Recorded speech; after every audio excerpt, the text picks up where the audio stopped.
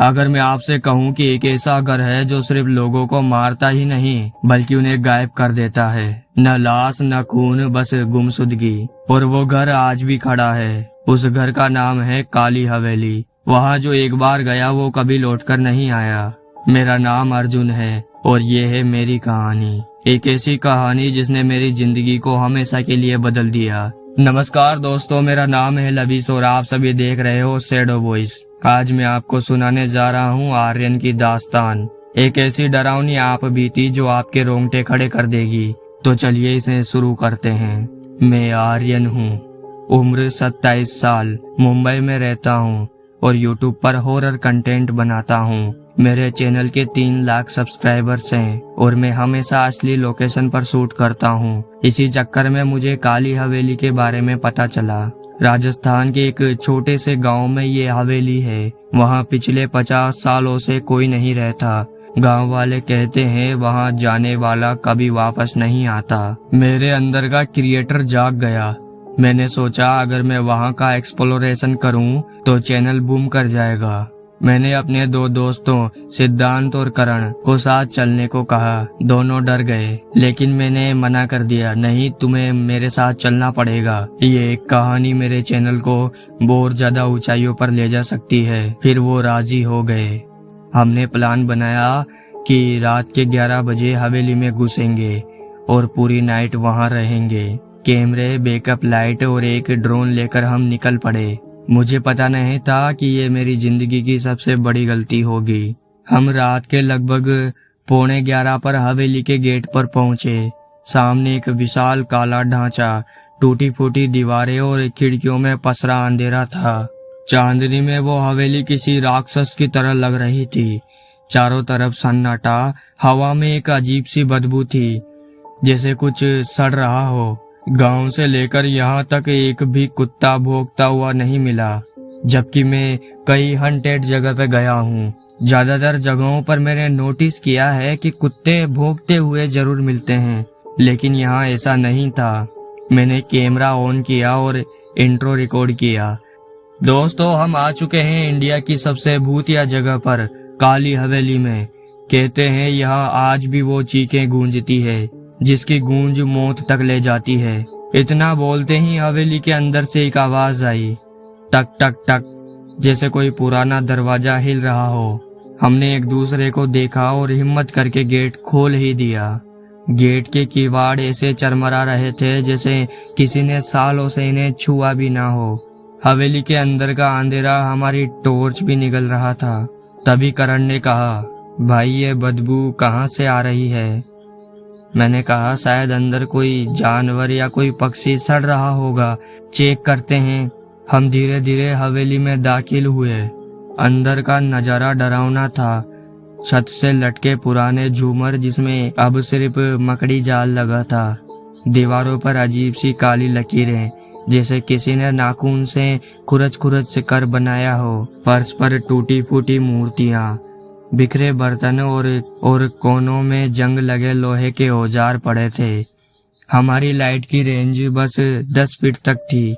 उसके आगे बस काला अंधेरा और फिर वो बदबू बहुत तेज हो गई। मैंने कैमरा करण को दिया और कहा, लाइट इधर डाल, देखते हैं क्या है। जैसे ही लाइट एक कोने पर गई हम सबके होश उड़ गए।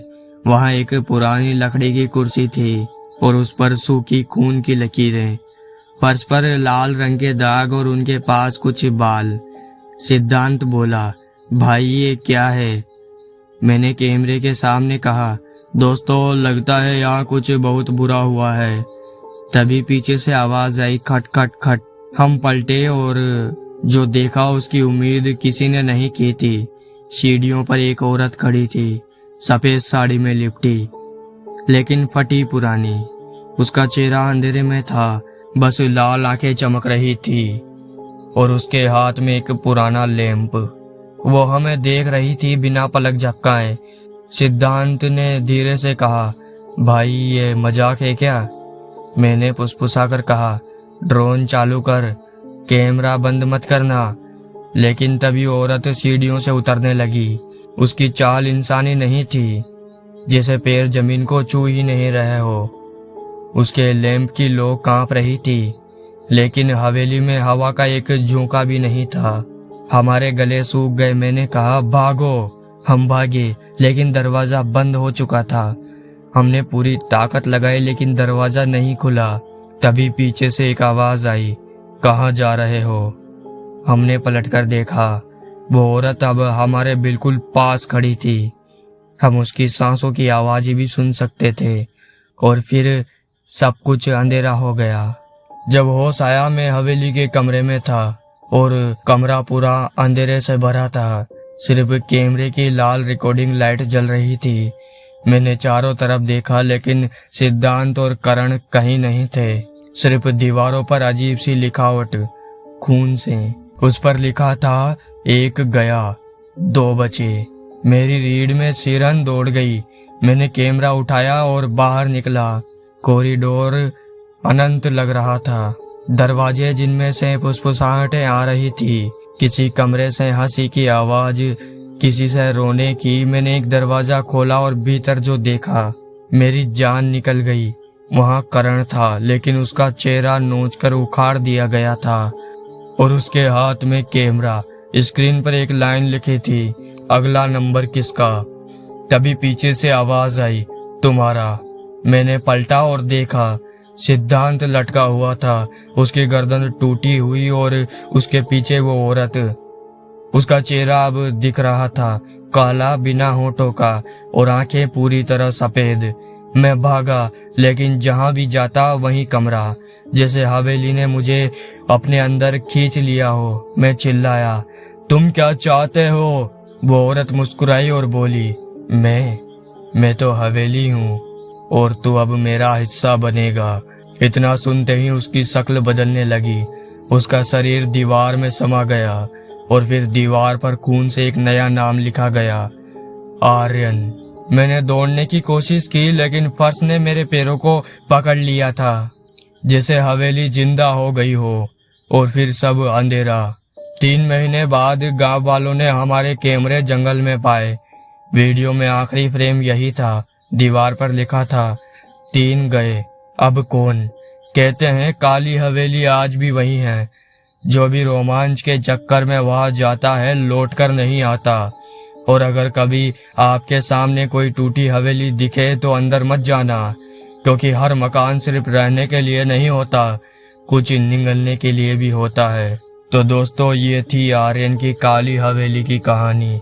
क्या आपको लगता है हवेली सच में जिंदा थी, या ये सब आर्यन के दिमाग का खेल था? हमें कमेंट में जरूर बताना। और हाँ, शैडो वॉइस को सब्सक्राइब करना, क्योंकि अगली बार जो कहानी हम लाएंगे उसमें डर इससे भी गहरा होगा।